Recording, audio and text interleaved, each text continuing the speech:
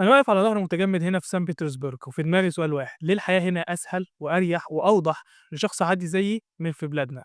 في الفيديو ده هاحاول أقول لكم إيه هي الأسباب. السلام عليكم، لو أنت جديد هنا إزيك؟ أنا اسمي أحمد، اتخرجت من كلية الطب في روسيا سنة 2025، حاصل على تصريح مزاولة المهنة الطبية في روسيا، ودلوقتي بدرس تخصص جهاز هضمي بمنحة من الحكومة الروسية. هابدأ بأهم حاجة وهي حاجز الفلوس منخفض. يعني إيه؟ يعني أنت تقدر تعمل حاجات كتير أوي ومش شرط إنك تكون غني عشان تقدر تعمل الحاجات دي كلها، زي مثلًا الدراسة. أنت تقدر تيجي تدرس طب، هندسة، أي تخصص أنت بتحلم بيه بأسعار مش غالية أوي، وتقدر تدخل وأنت مش محتاج حاجات كتير أوي عشان تبدأ الدراسة. في بلاد أوروبية كتير أو حتى في مصر لو عايز تدرس في جامعة خاصة هتحتاج تدفع فلوس كتير أوي، وبرضه الشهادة مش هتكون بنفس قوة الشهادات اللي هتاخدها من روسيا. كمان عشان تدخل أماكن ساحرة أو أماكن شكلها غالي أنت مش محتاج فلوس كتير أوي، مش محتاج تكون لابس لبس معين، مش محتاج تكون على إيدك ساعة غالية أو في ودنك حلق غالي، أنت بس محتاج إنك تكون عاوز تدخل وهم هيدخلوك.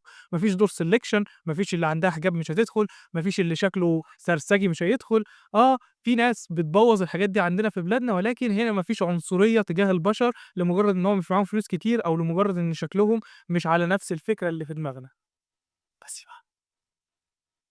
تاني نقطة إن average الروسي محترم ومش عنصري. يعني دلوقتي أنا كنت واقف باصوّر وفي ناس كانوا معديين شافوا إن أنا باصوّر راحوا قالوا وطّوا صوتكم.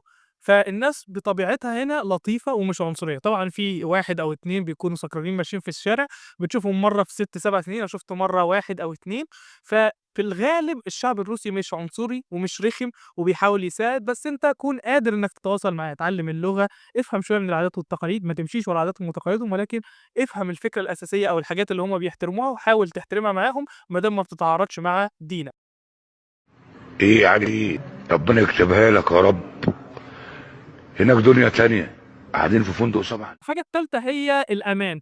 أنت ممكن تمشي في أي شارع وما يحصلكش أي حاجة في أي وقت من اليوم، مش محتاج إنك تعرف إيه اللي بيحصل في الشارع ده أو في الشارع ده أو في المنطقة دي، سواء كنت ولد سواء كنت بنت، الدنيا كلها أمان. أنا ما حصلتليش أي حاجة خلال 7 سنين وأنا مش عايش في سان بيتر أو عايش في موسكو، فأنا عايش في مدينة أصغر، ما حصليش أي حاجة، وما سمعتش عن حوادث أو حاجات غريبة حصلت سواء للأجانب أو حتى للروس. أكيد الدولة بيحصل فيها جرايم، بس الموضوع مش منتشر زي أوروبا مثلًا. يعني أنا باسمع عن حاجات كتير بتحصل في لندن، في باريس، في أمريكا حتى، ولكن هنا موضوع الجرايم قليل أوي. النقطة اللي بعد كده هي الوضوح. الوضوح يعني إيه؟ يعني الموضوع هنا فيه بيروقراطية كبيرة جدًا والموضوع رخم، ولكن على الأقل أنت فاهم أنت محتاج تعمل 1، 2، 3، 4 عشان توصل ل1، 2، 3، 4. يعني أنا مثلًا طلّعت الإقامة الدايمة، احتجت ورق معين واحتجت أخلّصه في وقت معين واحتجت أقدّمه في مكان معين. الناس دي رخّمت عليّا شوية، ولكن الخط العريض كان واضح، أنا محتاج أعمل الحاجات دي كلّها، ووصلت للحاجات دي كلّها. والحاجة الأخيرة إنِّك دولة ساحرة، صيف، شتا، خريف، ربيع، بتشوف أصلًا الفصول بتاعة السنة. يعني في الشتا أنت شايف البياض في كل حتّة حواليك، في الخريف بتشوف الدنيا بُنية، لو لقيت عندي فيديوهات والّا حاجة هابقى أرفعها لكم، واضح إن أنا مش أحسن حد في التصوير يعني.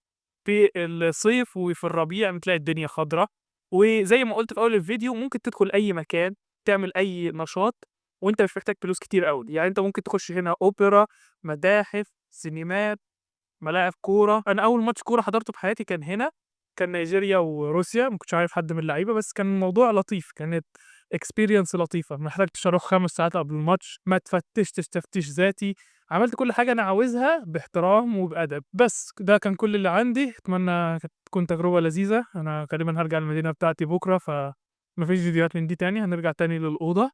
فاستمتعوا بالفيديو ده